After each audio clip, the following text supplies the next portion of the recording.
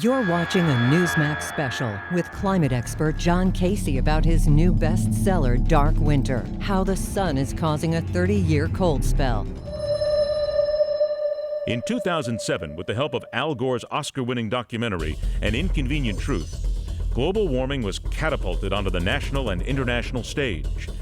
From the United Nations General Assembly in New York to the halls of Congress, global warming adherents have been sounding the alarm with scenarios of impending global chaos.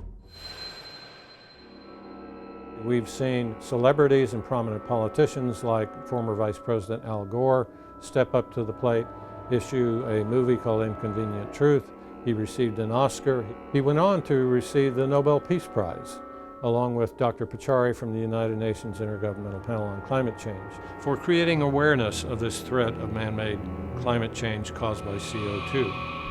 Faced with record cold winters now engulfing the planet, global warming theorists still won't change their conclusion that human-produced CO2 emissions are responsible for global warming, and that by the year 2100, a disastrous overheating of the planet will force wildlife species to the brink of extinction, melt ice caps and glaciers north to south, pushing sea levels upward, soon overwhelming us, flooding New York, Miami, San Francisco, and other major coastal cities around the world, as numerous and more destructive hurricanes were predicted to strike, and that the Arctic would be ice-free by 2013, and that global warming is not only real, but that it has been caused by human activity, and the United States economy is the leading villain.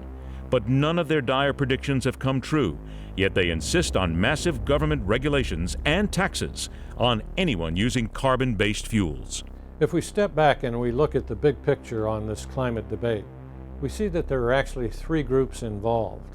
The first group is the best known. It's the one that's the man-made global warming theory caused by industrial greenhouse gases, primarily CO2, from our industry plants. This group is best known by the United Nations Intergovernmental Panel on Climate Change, the UNIPCC, and its periodic climate reports that espouse the greenhouse gas theory and say that the world is in danger and at great threat because of mankind's CO2. What we have found out since then is very different, and as a result, a second group has formed to oppose that first group. That first group also added President Obama in more recent years, a primary advocate for greenhouse gas and man-made global warming. We see that this second group opposes that first group. They have in fact done a great deal of research and come up with scientific rationale to show that the fundamental science of the greenhouse gas theory simply is not that important in climate change. But there is a third group. The third group is the one to which I belong and other scientists and climatologists around the world. We believe that the first two groups are really done a great job on the debate, but we need to stop the debate. And the reason we need to stop is because the sun is in fact the primary driver for climate change, and the new change, the new cold climate produced by the sun demands that we all start getting prepared. We don't have much time left. I think it's important to understand that the vast majority of people are simply too busy with day-to-day life to really look into the question of what's causing climate change below the headlines of the news media, below the words from the news anchor on the evening news. What I have come to learn, the most important issue that we all face, is really how do you differentiate? What do you believe? Another example is the melting of the sea ice in the Arctic. We've heard many people predict when the Arctic would be absolutely ice-free. It never happened, of course. Other scientists from our own government agencies predicted it would be gone by 2013. That never happened. We were also told that ocean temperatures and atmospheric temperatures could only go up. Well, what's the reality?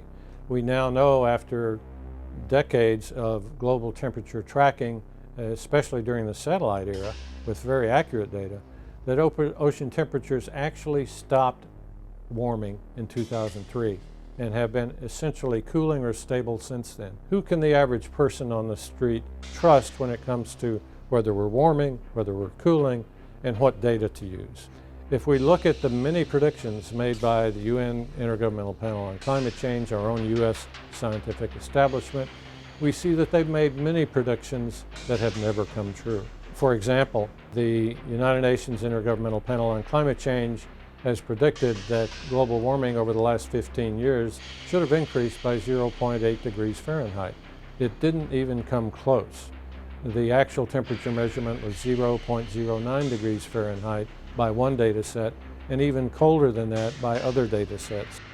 The track record of the global warming community is a terrible track record, with error rates 90 to 300%, with major predictions like melting sea ice and glacial ice that simply haven't happened, with ocean temperatures and atmospheric temperatures that have stopped warming and now gone to cooling. So clearly, the solar physics community, the global cooling community, has gotten this one right for over a decade now.